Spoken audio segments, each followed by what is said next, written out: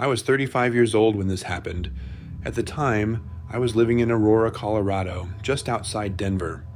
It's the kind of city that feels quiet at night, but busy during the day. Suburban blocks, medical offices, apartment complexes, and long stretches of road that look the same no matter where you are. I worked as an in-home care nurse. Most of my patients were elderly or recovering from surgery. Some needed medication administered overnight. Others needed supervision because they were at risk of falling or becoming disoriented. It wasn't glamorous work, but it paid well, and I was good at it. Because of that, I worked mostly night shifts. That meant leaving my apartment late, driving through empty streets, and coming home when most people were waking up. After a while, night started to feel normal. What didn't feel normal was realizing someone else had memorized my routine. I lived in a small apartment complex near East Colfax Avenue. Nothing fancy.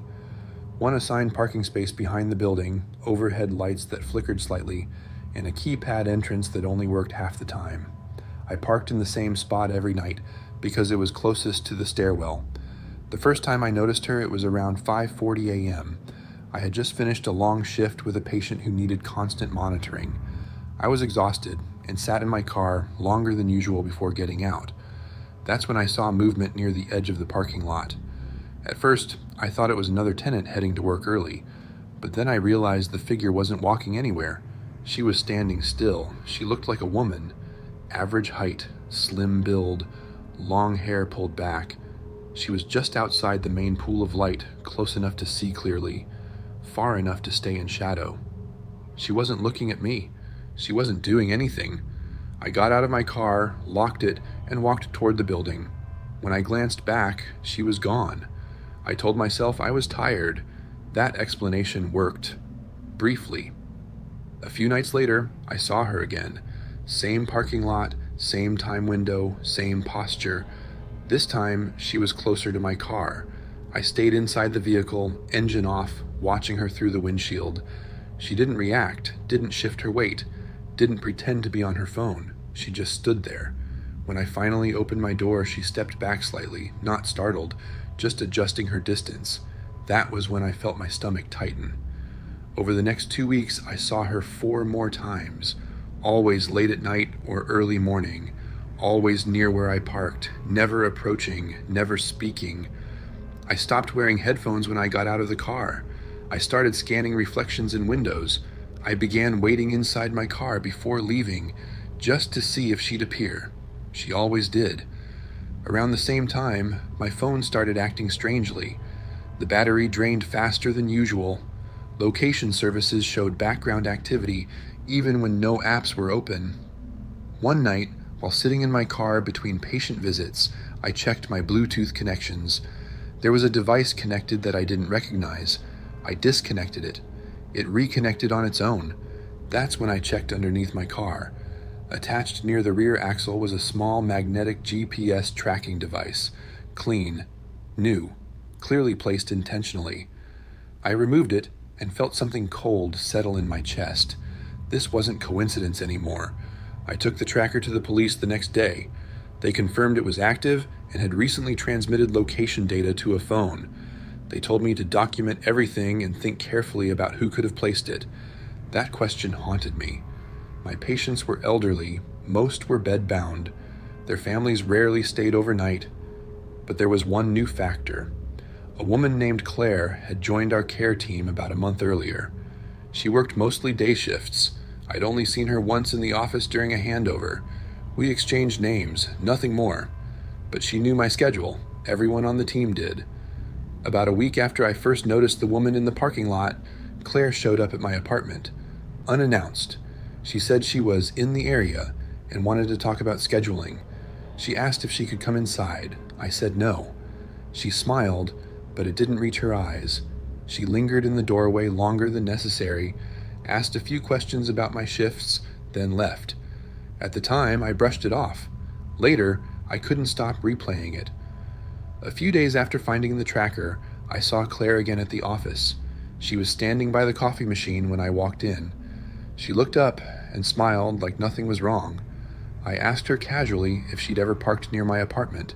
She paused, just for a second, then said, "Why would I do that?" Her tone was calm, curious, almost amused. I told her I'd found a GPS tracker on my car. Her expression didn't change. She just said, "That's unsettling," and walked away. That was the moment fear finally settled in. Not panic, but fear. I went back to the police a second time a few days later. This time, I brought everything. The GPS tracker, screenshots from my phone showing repeated background location access, a written timeline of when I'd seen the woman near my car, and the name of my workplace. They listened more carefully this time. One of the officers asked me to describe her again: height, hair, clothing, posture. I noticed he wrote more than he spoke. When I mentioned that she worked at the same company and had access to staff schedules, he stopped writing for a moment and looked up. They told me they would file a formal report and reach out if they needed more information. They didn't tell me I was imagining things. They didn't tell me it was harmless. They just told me to be careful. That night, I didn't go straight home. I sat in my car for nearly 40 minutes in a grocery store parking lot, engine off, lights out, watching my surroundings. I kept thinking about how easily someone could step out from between parked cars without being seen.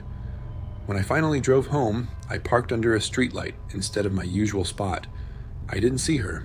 That didn't make me feel better. The next day, I contacted HR. I didn't accuse anyone directly. I explained that I believed someone with access to staff schedules had placed a tracking device on my vehicle. I told them I had already filed a police report. The conversation changed immediately. They told me they would look into it and advised me not to speculate or discuss the matter with coworkers. They reminded me to remain professional. No one asked how I was sleeping. No one asked if I felt safe. Over the next week, I continued working night shifts. Every time I parked, I checked under my car before getting out. Every time I walked toward the building, I felt exposed. I started leaving my apartment lights off at night so it looked empty when I came home. I stopped listening to music while driving. I stopped taking phone calls in parking lots. I stopped assuming I was alone. A few days later, I saw Claire again in the office hallway. She didn't say anything. She just looked at me for a moment longer than normal, then walked past. That was when I realized I couldn't keep doing this. Not because I was sure it was her, but because I couldn't unknow what someone had already done. I submitted my resignation the following week. I didn't make a scene. I didn't explain everything. I just said I needed time away. After I quit, the sightings stopped. No woman near my car. No unfamiliar devices connecting to my phone. No feeling of being watched when I parked. I waited 2 full months before accepting another job. I needed time to believe that the routine was gone.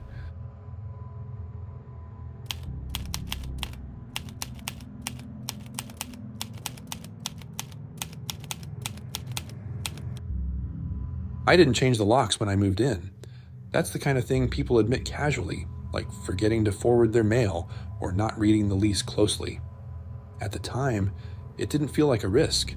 It felt like one of 100 small things I'd get to once life slowed down. Life never did.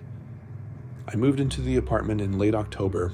I remember because it was already dark by the time I finished carrying boxes up the stairs, and the hallway lights flickered the way old buildings do when the timers are off.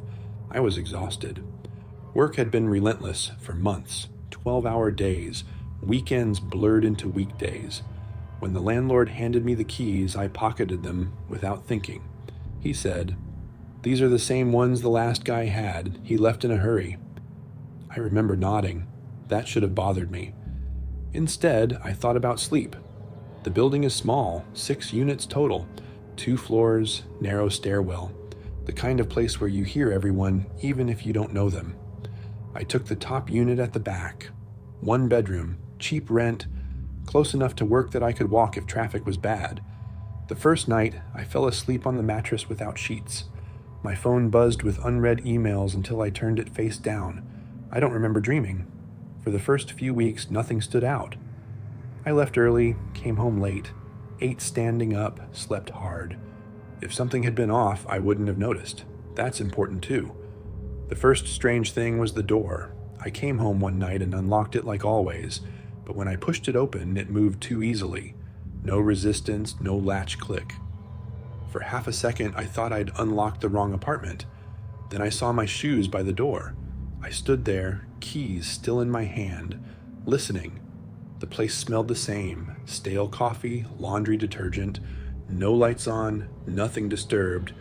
I told myself I must not have locked it that morning. That explanation fit. I was tired. I rushed in the mornings. I had forgotten before. Still, I checked every room before I went to bed. A few days later, I noticed the trash had been taken out. Not moved, not knocked over. Taken out. The bag I remembered tying up was gone, and a new one lined the bin, folded neatly over the rim the way I do it so it doesn't slip. That night, I stood at the sink longer than usual, staring at my reflection, trying to remember doing it. I couldn't. I also couldn't prove I hadn't. There's a man in the apartment across from mine, mid-40s, maybe older. I never learned his name. He's quiet, polite, always seems to be coming or going when I am, like our schedules overlap by accident. We nodded at each other in passing, nothing more. Once, early on, I locked myself out after taking the trash down. I hadn't brought my phone. I stood in the hallway, debating whether to knock on his door or walk to the corner store and ask to use their phone. Before I decided, his door opened.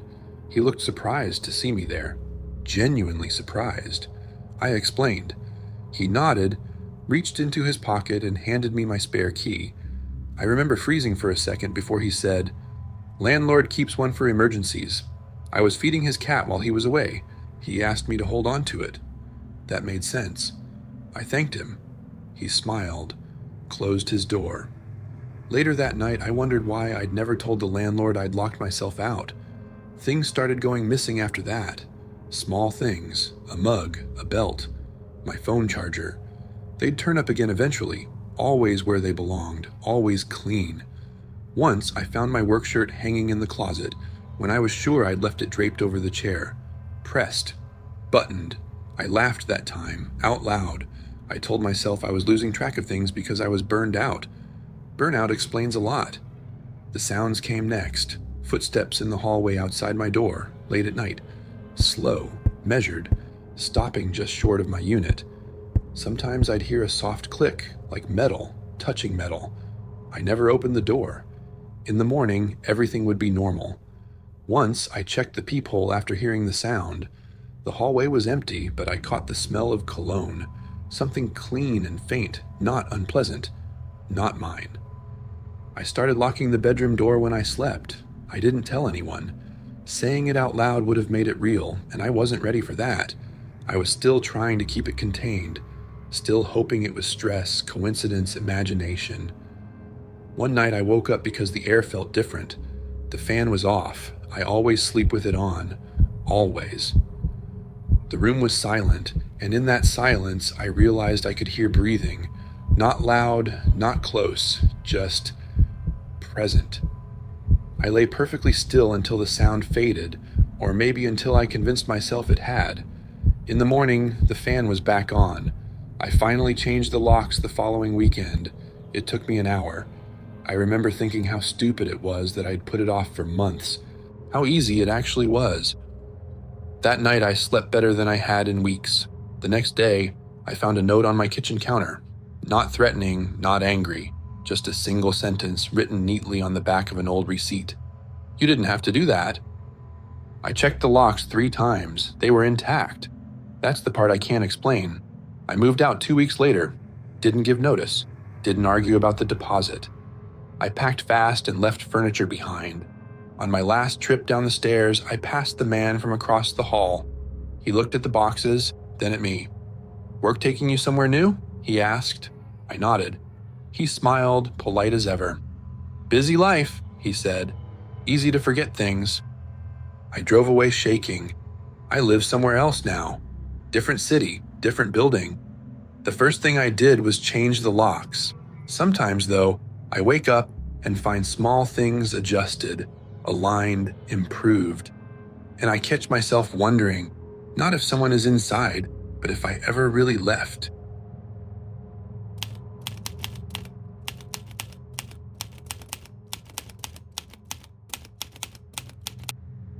I lived in a mid-rise apartment building with an intercom system that connected directly to my phone. It wasn't new, but it worked. Anyone at the front entrance could scroll through unit numbers, press a button, and my phone would ring with a notification asking if I wanted to let them in. Most of the time, it was delivery drivers or neighbors who forgot their keys. I worked as a remote compliance analyst, which meant I was home more than most people in the building. I learned the rhythm of it quickly, when the elevator was busiest, when the stairwell echoed, when the building settled into quiet. The intercom was part of that rhythm, until it started ringing when it shouldn't have. The first time, it happened just after midnight. I was on the couch watching something forgettable when my phone buzzed. The screen showed the intercom notification, no name, no unit number, just a request to unlock the front door. I ignored it. After about 10 seconds, the notification disappeared. I assumed it was a glitch. The second time happened 2 nights later. Same time window, same blank request. I checked the building group chat the next morning to see if anyone had mentioned intercom issues. No one had. The requests didn't come every night, but when they did, they were always late, always silent, never followed by a call or a message. I never unlocked the door. After about a week, I noticed something else. The requests only came on nights when I was home. If I stayed out late or fell asleep early, nothing happened. That bothered me more than the intercom itself. One night, instead of ignoring it, I opened the live audio feed. I didn't hear traffic. I didn't hear the lobby, but what I heard was a breathing. Not heavy, not rushed, just close enough to the microphone that it didn't sound like ambient noise. I closed the app. I didn't sleep much after that. The next evening, I stood in my hallway with the lights off and waited. At 12:18 a.m., my phone buzzed again. Same request. This time, I didn't look at my phone. I listened. Somewhere in the building, a door closed softly, not slammed, just enough to be intentional. A few seconds later, footsteps echoed in the stairwell. They stopped on my floor. I didn't move. The footsteps didn't come closer. After a long pause, they moved again, this time continuing upward. I didn't call the police. I didn't have anything to explain. Instead, I changed how I lived. I stopped responding to the intercom entirely. I muted the app. I stopped buzzing in deliveries. I waited to see what would happen when there was no response at all. A few nights later, I heard someone knocking on the building's interior hallway door. Not mine. Somewhere nearby. 3 knocks. A pause. Then the sound of someone walking away. The intercom never rang again after that. Months passed. I still live in the same apartment. Nothing followed me. Nothing escalated. But I don't let anyone in after dark anymore. Not because I'm afraid of who might enter, but because I don't want to confirm who's waiting,